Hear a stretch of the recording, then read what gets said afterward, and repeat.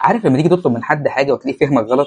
نفس الموضوع ده بالظبط بيحصل مع الاي اي. عشان كده هندخل نتكلم النهارده في البرومبت، ازاي تبدا تكتب له وتوصف له الحاجه عشان يطلع لك نتيجه دقيقه وصحيحه. اول حاجه عندنا البيزك برومبت.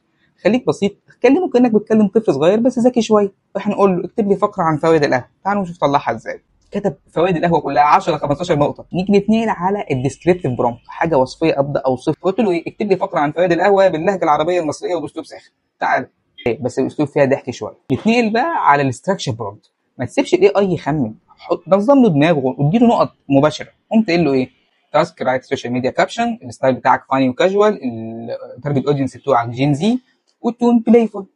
بالانجلش. طب هقول له بقى باللهجه العربيه المصريه، شوفوا هيطلع لي ايه. ظبط. نتنقل بقى لحاجه ثانيه اللي هي الكونسترينتس برومبت. نحط له قواعد وشروط يشتغل عليها. خد بالك الاي اي ده زي الجني، لو انت ما حددتلوش الامنيه بتاعتك هتطلع سبهلله. اكتبها لي 100 كلمه اباوت كافي، واستخدم لي التو ايموجي، وانهي لي الموضوع ده بكويشن بالعربي عفريت.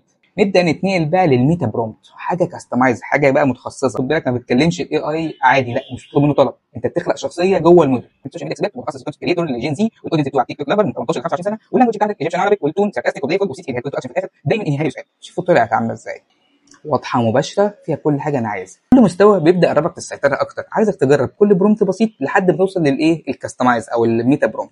واكتب لي في الكومنتس تحت انت وصلت لفين وانت كنت فين اصلا، لعلنا نستفيد. سلام.